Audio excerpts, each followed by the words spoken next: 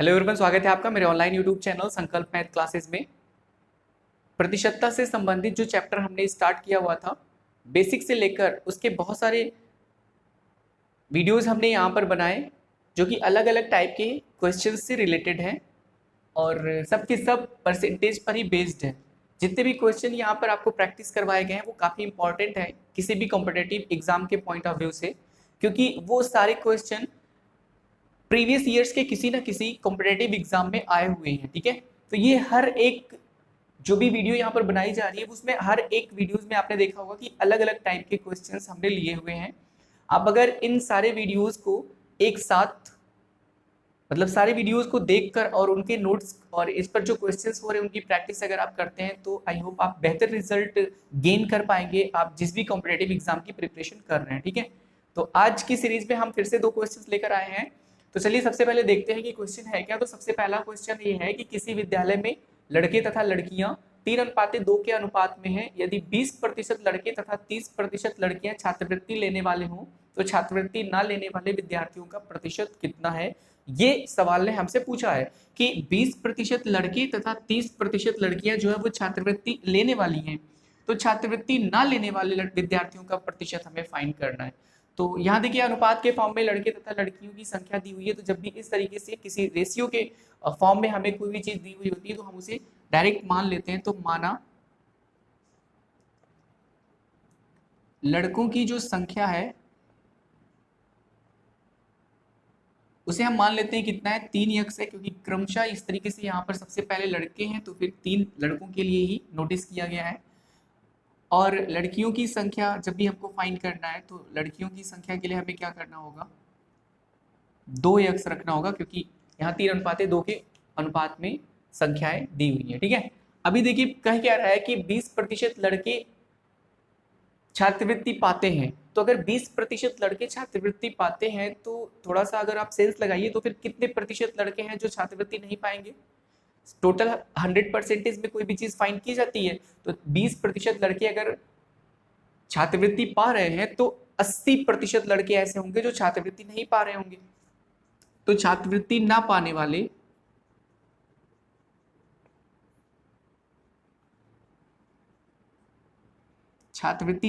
वाले लड़कों की संख्या अगर फाइंड करें तब कितना होगा। तो छात्रवृत्ति ना पाने वाले लड़कों की संख्या अगर फाइंड करेंगे तो कितना हो जाएगा, लड़कों की संख्या है कितना 3x, तो 3x का कितने प्रतिशत 80% ऐसे हैं जो छात्रवृत्ति नहीं पाते, क्योंकि 20% छात्रवृत्ति पाते हैं। तो फिर हो जाएगा 3x गुणे 80 और बटे कितना 100, एक जीरो से एक जीरो हट जाएगा, 8 और 3 का गुणा होगा 24 x बटे कितना 10। तो इस तरीके से आप देख सकते हैं कि छात्रवृत्ति ना पाने वाले लड़कों की संख्या है कितनी 24x बटे 10। आगे देखते हैं कि छात्रवृत्ति ना पाने वाले लड़कियों की संख्या अगर हमको फाइंड करना है तो लड़कियों की संख्या कितनी हो जाएगी, लड़कियों की संख्या हो जाएगी 2x का कितने प्रतिशत छात्रवृत्ति पा रही हैं 30%, तो कितने प्रतिशत नहीं पा रही होंगी 70%। तो 70% इसको फाइंड कर लेते हैं, 2x गुणे 70x बटे कितना 100, एक जीरो से एक जीरो हटा दीजिए और 7 और 2 का गुणा होगा 14x बटे कितना 10। तो इस तरीके से आप देख सकते हैं कि छात्रवृत्ति ना पाने वाले लड़कियों की संख्या है 14x बटे 10। अब छात्रवृत्ति ना पाने वाले कुल विद्यार्थी कितने होंगे, कुल विद्यार्थियों की संख्या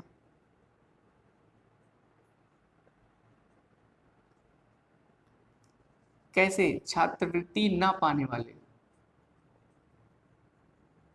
ये कैसे विद्यार्थी हैं जो छात्रवृत्ति नहीं पाते हैं। तो संख्या निकालेंगे, कैसे निकलेगा, दोनों को जोड़ दीजिए। तो 24x बटे 10, इसमें आप 14x बटे 10 को जोड़ देंगे तो आ जाएगा 4 4 8, 2 और 1 3, 38x बटे कितना 10। कितने विद्यार्थी ऐसे हैं जो छात्रवृत्ति नहीं पाते हैं, हमें प्रतिशत फाइंड करना है। तो हम करते क्या है, सीधे डिवाइड कर देते हैं 38x बटे 10 को किससे, टोटल इन दोनों की विद्यार्थियों की संख्या, तो टोटल विद्यार्थियों की संख्या 3x धन 2x बराबर 5x हो जाएगी। तो कुल विद्यार्थियों की संख्या से भाग करेंगे तो यहाँ 5x और गुणे कितना 100, एक जीरो से एक जीरो हट जाएगा, 2 5 दूनी 10, x से x हट जाएगा। तो 38 गुणे 2 आप देख सकते हैं 2 8 16, 2 3 6 1 7, तो 76% ऐसे विद्यार्थी हैं जिन्होंने स्कॉलरशिप नहीं पाएंगे, ठीक है। यानी प्रतिशत 76% ऐसे विद्यार्थी हैं, डी ऑप्शन राइट होगा, जिन्हें को मिला नहीं है छात्रवृत्ति, ठीक है। आई होप आपको चीजें समझ में आ रही हैं। चलिए नेक्स्ट क्वेश्चन देखते हैं कि है क्या जल्दी से। तो क्वेश्चन यहाँ पे लिखा हुआ है कि किसी परिवार में चावल, मछली तथा खाद्य तेल पर किए जाने वाले व्यय 12:17:3 के अनुपात में है। इन वस्तुओं के मूल्यों में क्रमशः 20%, 30% तथा 50% की वृद्धि हो जाती है। परिवार के इन वस्तुओं पर किए जाने वाले व्यय में कुल कितनी वृद्धि होगी, ये चीज हमें फाइंड करना, ठीक है। तो चलिए देखते हैं, सबसे पहले फाइंड क्या करते हैं। यहाँ देखिए चावल, मछली तथा खाद्य तेल पर क्रमशः इतने के अनुपात में व्यय होता है, तो डायरेक्ट हम यहाँ पर शॉर्ट फॉर्म में लिख लें कि चावल पर जो व्यय है वो कितना है 12x रुपए, और मछली पर जो व्यय है वो कितना है 17x रुपए, और खाद्य तेलों पर जो व्यय है, खाद्य तेल पर वो कितना है, वो है 3x रुपए, ठीक है। ऐसा यहाँ दिया हुआ अनुपात में तो हम मान सकते हैं। अब इन वस्तुओं के मूल्यों में क्रमशः 20%, 30%, 150 और 50% की वृद्धि हो जाती है। वृद्धि हो रही है, ना कि कीमत इतने गुना हो रहा है, इतने प्रतिशत नहीं हो रहा है, बल्कि इतने प्रतिशत की वृद्धि हो रही है। तो वृद्धि के केस में 100 में ऐड करते हैं, तो चावल के मूल्य में वृद्धि होने के बाद, यानी वृद्धि होने के बाद, वृद्धि के बाद, तो वृद्धि के बाद चावल की कीमत अगर आप देखें तो चावल की कीमत कितनी हो जाएगी 12x का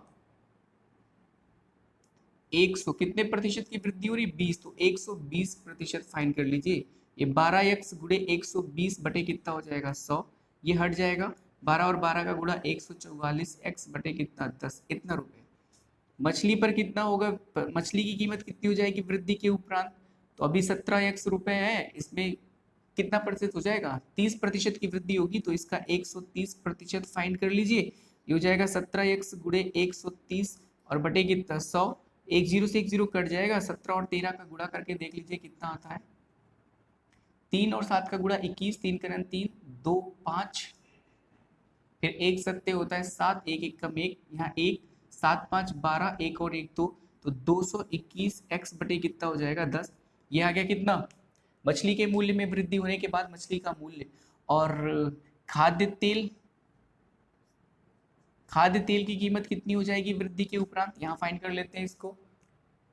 अभी कितनी है 3x है, इसमें वृद्धि कितनी हो रही है 50%, तो 150% इसका फाइंड कर लीजिए। तो 3x गुणे 150 बटे 100 होगा, एक जीरो से एक जीरो हट जाएगा, 15 और 3 का गुणा 45, 45x बटे 10 हो गया। तो इस तरीके से आप देख सकते हैं कि वृद्धि के उपरांत जो है चावल मिलेगा 144x बटे 10 रुपए में, मछली 221 बटे x बटे 10 रुपए में, और खाद्य तेल 45x बटे 10 में। अब इनकी कीमत में आपको वृद्धि फाइंड करना है, तो इन पूरे की कीमत ऐड कर ले, और जो पहले कीमत थी उसको सब्ट्रैक्ट करके पहले की कीमत से भाग करके गुणे 100 कर देंगे, तो प्रतिशत फाइंड हो जाएगा, ठीक है। तो हम करते क्या है, इसको ऐड कर लेते हैं, तो कुल कीमत कितनी हो जाएगी सबकी, तो हो जाएगा 144x बटे 10, 221x बटे 10, और फिर कितना 45x बटे 10, हर सबका बराबर है तो बटे 10 हो जाएगा।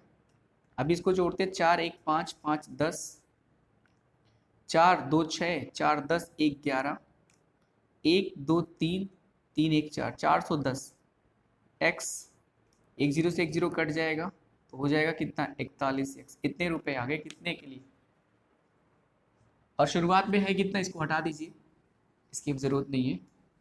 शुरुआत में है कितना, इन तीनों को जोड़ दीजिए तो कितना आएगा 17 3 20, और 12 कितना हो जाएगा 32x।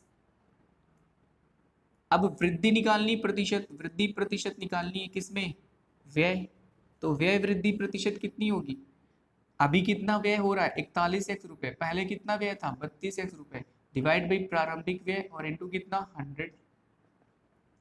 41x में से 32x माइनस करिए तो 11 में से 2 गए 9, 3 में से 3 गया हट जाएगा, और x यहाँ x बचेगा बटे 32x और गुणे कितना 100, x से x हट जाएगा, 2 16 में होता है 32, 2 50 में होता है 100, 2 8 16, फिर 2 25 में हो गया इतना, 9 और 25 का गुणा, तो 9 5 45, 9 दूनी 18, 18 और 4 हो गया 22, 225 बटे 8, भाग दीजिए इसको, तो 8 दूनी 16, 16 4 20, 2 22 यानी 6, 65 हो जाएगा। फिर 8 28 64, 1 65/8 यानी 28 सही 1/8%।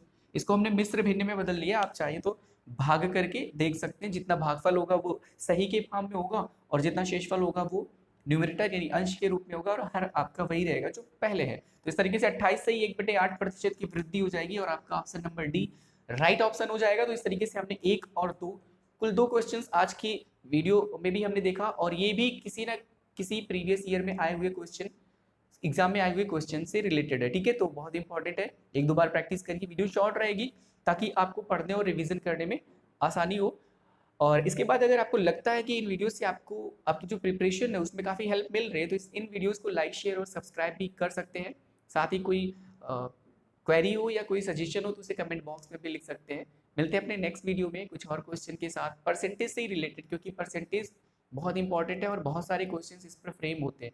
तो इसी टॉपिक से रिलेटेड कुछ और क्वेश्चन के साथ हम मिलेंगे, तब तक के लिए धन्यवाद।